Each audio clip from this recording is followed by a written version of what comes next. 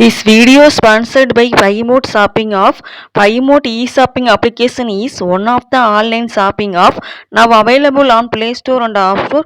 Paimote e-shopping இந்த ஆப்க்கான link வந்து டிஸ்கிரிப்ஷனில் வந்து கொடுத்துருக்கேன். அதில் போய் நீங்கள் ப்ளே ஸ்டோரில் போய் இந்த ஆப்பை வந்து டவுன்லோட் பண்ணிவிட்டு அந்த ஆப்பில் போய் ஒவ்வொரு ப்ராடக்டோட ரிவ்யூஸ்லாம் செக் பண்ணி பார்த்து வாங்கி யூஸ் பண்ணி பாருங்கள். பொருள் ரொம்ப தரமாகவும் விலை ரொம்ப கம்மியாகவும் நமக்கு ரொம்ப அஃபோர்டபுளான ப்ரைஸ்லையும் இருக்கும்.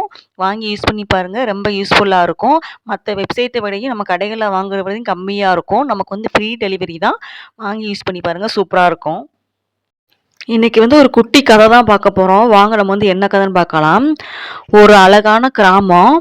அந்த கிராமம் பார்த்தீங்கன்னா நகரத்துல இருந்து கொஞ்சம் தொலைவில் வந்து அமைஞ்சிருந்துச்சு. அப்போ அந்த கிராமத்தில் வந்து யார் இருக்கா அப்படின்னா கோஜி அப்படிங்கிற ஒரு ஜென் மாஸ்டர் வந்து இருக்காரு. அவரோட டீச்சிங் வந்து ரொம்ப பிரபலமாகவும் சரியான மாஸ்டராகவும் இருந்தார். இதை வந்து கேள்விப்பட்ட கென் அப்படிங்கிற ஒரு ஸ்டூடெண்ட் வந்து அந்த மாஸ்டர் கிட்ட போயிட்டு, நானுமே உங்களோட போதனைகள்லாம் கற்றுக்கணும், என்னோட வாழ்க்கையில் வந்து என்னென்ன குறிக்கோள்லாம் இருக்குது அப்படின்னு சொல்லிட்டு நானும் கற்றுக்கிட்டு இந்த போதனைகளை வந்து மற்றவங்களுக்கு வந்து நானுமே சொல்லி கொடுக்கணும் அப்படின்னு சொல்லிட்டு ஒரு எண்ணத்தோடு அவன் போய் கேட்பான்.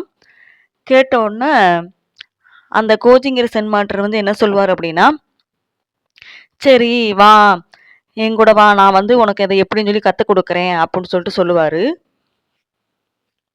சொன்ன உடனே இவனுமே போவாங்க. அவர் வந்து பல நிபந்தனைகள்லாம் சொல்கிறாரு. அது எல்லாத்துக்குமே ஓகே, நான் உங்களுக்கு என்னோட குருவாக ஏற்றுக்கிறேன் அப்படின்னு சொல்லிட்டு அவர் வந்து சொல்லுவார்.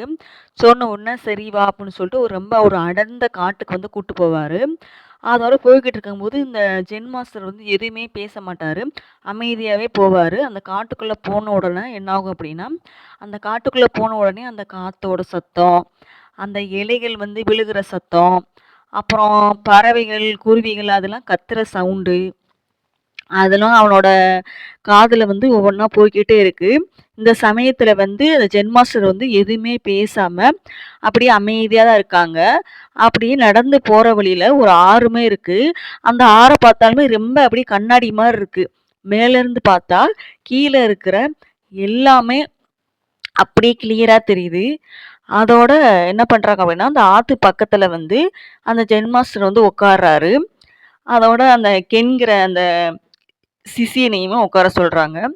2 பேருமே உட்காந்துடுறாங்க. உட்காந்தோடனே அப்போ வந்து இந்த மாஸ்டர் வந்து கேட்குறாரு, என்னப்பா நான் ரொம்ப தொலை நானும் உன்னை கூட்டிகிட்டு வந்துக்கிட்டே இருக்கேன், நீயே அமைதியாகவே இருக்க, என்னப்பா அப்படின்னு சொல்லி கேட்குறாங்க.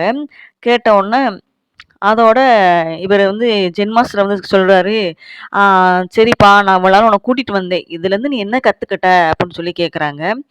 கேட்டவுடனே அவர் சொல்கிறார், நான் வரும்போது நல்லா அழகான குருவிகள் பறவையோட சவுண்டு கேட்டுச்சு, அந்த இயற்கையான காற்று வந்து என்னோட காதில் இது கேட்டுச்சு, நெக்ஸ்ட் வந்து அந்த இலைகள் வந்து விழுகிற சவுண்டு, ஆறு வந்து அப்படியே கண்ணாடி மாதிரி இருக்குது, இது எல்லாமே எனக்கு ஒரு ஒரு ஒரு இதை கற்றுக் கொடுத்த மாதிரி இருந்துச்சு அப்படின்னு சொல்லிட்டு சொல்லுவாங்க. சொன்ன உடனே அந்த ஜென் மாஸ்டர் வந்து சொல்லுவார், எப்பா நான் உனக்கு என்னதான் நான் என்னோட நிபந்தனைகளை வந்து சொல்லி கொடுத்தாலுமே உனக்கு வந்து நேச்சர் கற்றுக் கொடுக்குற அந்த பாடங்கள் வந்து யாருமே சொல்லிக் கொடுக்க முடியாது. அதனால நேச்சரை பற்றி நம்ம வந்து நல்லா தெரிஞ்சுக்கிட்டு அதுக்கேற்ற மாதிரி நம்ம நடக்கணும் அப்படின்னு சொல்லிட்டு அவர் வந்து சொல்லுவார்.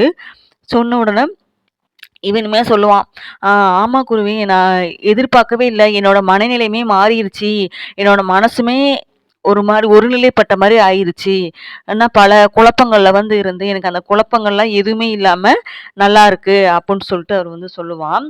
சொன்ன உடனே அவர் சொல்ல, இதுதான்பா பாடம், நான் கற்றுக் கொடுக்கறது என்னது பாடம், இதை விட நேச்சர் கற்றுக் கொடுக்கறது தான் நமக்கு வந்து ஒரு மிகப்பெரிய பாடமா இருக்கும்.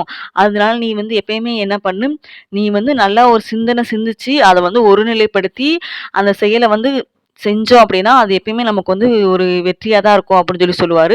இவனுமே பல வருஷங்கள் வந்து அவர்கிட்ட வந்து சிஷியனாகவே இருந்து அப்புறம் இவன் வந்து மற்றவங்களுக்கு வந்து போதனைகள்லாம் சொல்கிற மாதிரி ஆயிடுவான். இதே போல தான் நம்மளுமே எந்த ஒரு விஷயமே நல்ல விஷயமா இருந்தால் அதை வந்து செய்யலாம் அப்படின்னு சொல்லிட்டு நம்ம வந்து கதை மூலமாக தெரிஞ்சுக்கிறோம். அதே போல் மனசு வந்து எப்பயுமே நம்ம வந்து ஒரு அமைதி நிலையில் வச்சா மட்டும்தான் நம்ம எந்த ஒரு முடிவுமே எடுக்க முடியும். அந்த காட்டுக்குள்ளே போகும்போது அவங்க வந்து அமைதியே இல்லாமல் அவர் ஏதாவது பேசிக்கிட்டு வந்தார் அப்படின்னா அவனுக்கு அந்த இயற்கையோட சத்தம் எதுவுமே கேட்டிருக்காது. அதனால தான் நான் பேசாமல் வந்தேன் அப்படின்னு சொல்லியிருப்பாங்க.